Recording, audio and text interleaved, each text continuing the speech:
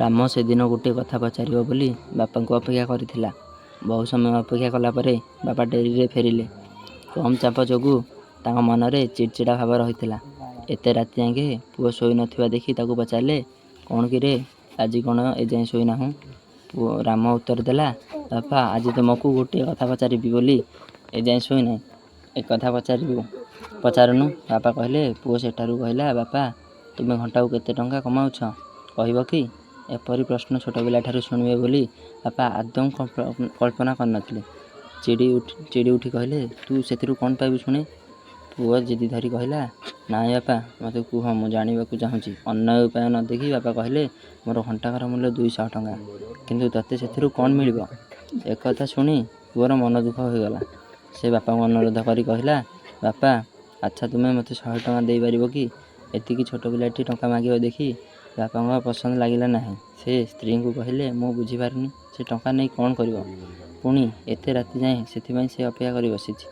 ମୋତେ ତା'ର କାର୍ଯ୍ୟକଳାପ କିଛି ଠିକ୍ ଲାଗୁନାହିଁ। ସ୍ତ୍ରୀ ସାଙ୍ଗେ ସାଙ୍ଗେ କହିଲେ, ନାଇଁ, ତୁମେ ଯାହା ଭାବୁଛ ତାହା ଠିକ୍ ନୁହେଁ। ପୁଅ ଟଙ୍କା ମାଗିବା ଶୁଣି ଉପରେ ବାପା ସିନା ଚିଡ଼ିଗଲେ, ହେଲେ ତାଙ୍କ ମନ ଆଦୌ ବୁଝିଲା ନାହିଁ। ଏତେ ରାତି ଯାକେ ପୁଅ ଯାଏ ସେଥିପାଇଁ ଅପେକ୍ଷା କରି ବସିଛି। ମୋତେ ତା'ର କାର୍ଯ୍ୟକଳାପ କିଛି ଠିକ୍ ଲାଗୁନାହିଁ। ସ୍ତ୍ରୀ ସାଙ୍ଗେ ସାଙ୍ଗେ କହିଲେ, ନାଇଁ, ତୁମେ ଯାହା ଭାବୁଛ ତାହା ଠିକ୍ ନୁହେଁ। ପୁଅ ଟଙ୍କା ମାଗିବା ଶୁଣି ଉପରେ ବାପା ସିନା ଚିଡ଼ିଗଲେ, ହେଲେ ତାଙ୍କ ମନ ଆଦୌ ବୁଝିଲା ନାହିଁ। ଏତେ ରାତି ଯାଏଁ ପୁଅ ଅପେକ୍ଷା କରି ତାଙ୍କଠାରୁ ପଇସା ମାଗିବାର କାରଣ ହୋଇପାରେ ତାହା ସେ ଜାଣିପାରିଲେ ନାହିଁ। ମନେ ମନେ ଚିନ୍ତା କଲେ ଯେ ସେ କେବେ ତ କିଛି ମାଗେ ନାହିଁ। ହୁଏତ ସେ କିଛି ପ୍ରିୟ ଜିନିଷ କିଣିବାକୁ ଚାହୁଁଥିବ, ଯେଉଁଥିପାଇଁ ସେ ବୋଧହୁଏ ମୋଠାରୁ ପଇସା ମାଗି କିଣିବାକୁ ଇଚ୍ଛା କରୁଛି। ଶେଷରେ ମନ ସମ୍ଭାଳି ନ ପାରି ନିଜର ସାର୍ଟ ପକେଟରୁ 100 ଟଙ୍କା ନୋଟ୍ଟିଏ ବାହାର କଲେ ଓ ପୁଅର ଶୋଇବା ଘରକୁ ଗଲେ। ଦେଖିଲେ ଯେ ସେ ପର୍ଯ୍ୟନ୍ତ ସେ ଶୋଇନାହିଁ। ପାଖକୁ ଯାଇ ତାକୁ ଗେଲ କରିଦେଲେ। କହିଲେ, ତୁ ଟଙ୍କା ମାଗିଥିଲୁ ପରା, ହଉ ନେ।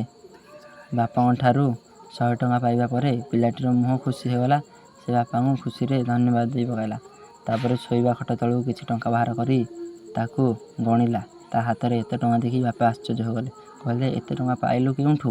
ପିଲାଟି ଉତ୍ତର ଦେଲା, ବାପା, ମାମୁଁ ଯେଉଁ ସେଦିନ ଆମ ଘରକୁ ଆସିଥିଲେ, ଗଲାବେଳେ ମୋତେ 100 ଟଙ୍କା ଦେଇ ଯାଇଥିଲେ। ବାପା ପଚାରିଲେ, ମୁଁ ଦେଖୁଛି ତୋ ପାଖରେ ତେବେ 200 ଟଙ୍କା ହୋଇଗଲା। ତୁ କ'ଣ କରିବୁ ଶୁଣେ? ତୁମକୁ ତ ଦେବି। ଏହା କହି ସେ ସାଙ୍ଗେ ସାଙ୍ଗେ ତାଙ୍କୁ 200 ଟଙ୍କା ବଢ଼ାଇ ଦେଲା ଓ କହିଲା, ଏହା ହେଉଛି ମୋର ଘଣ୍ଟାକର। ତୁମକୁ ଏହି ଟଙ୍କା ଦେଇ ମୁଁ ଅନୁରୋଧ କରୁଛି, ତୁମେ ଏହି ଟଙ୍କା ନେଇ ଏହା ପ୍ରତିବଦଳରେ ମୋ ପାଇଁ ଏକ ଘଣ୍ଟା ସମୟ ଦିଅ। ଫଳରେ ମୁଁ ଓ ବୋଉ ତୁମ ସାଙ୍ଗରେ ଏକାଠି ବସି ଆନନ୍ଦରେ ରାତିରେ ଖାଇପାରିବୁ, ଯାହାକି ସବୁଦିନ ସମ୍ଭବ ହେଉନାହିଁ। ଛୋଟ ପିଲାଟି ଠାରୁ ଏକଥା ଶୁଣି ବାପା ସ୍ତମ୍ଭୀଭୂତ ହୋଇଗଲେ। ନିଜ ପିଲା ପ୍ରତି ସ୍ନେହର ଅଭାବ ଯେ ତାଙ୍କୁ ଏଭଳି ପରିସ୍ଥିତିକୁ ଟାଣି ଆଣିଛି, ତାହା ତାଙ୍କର ବୁଝିବାକୁ ବାକି ରହିଲା ନାହିଁ। ସେ ନିଜକୁ ଲଜ୍ଜିତ ମନେ କଲେ ଓ ଆଜିଠାରୁ ସେ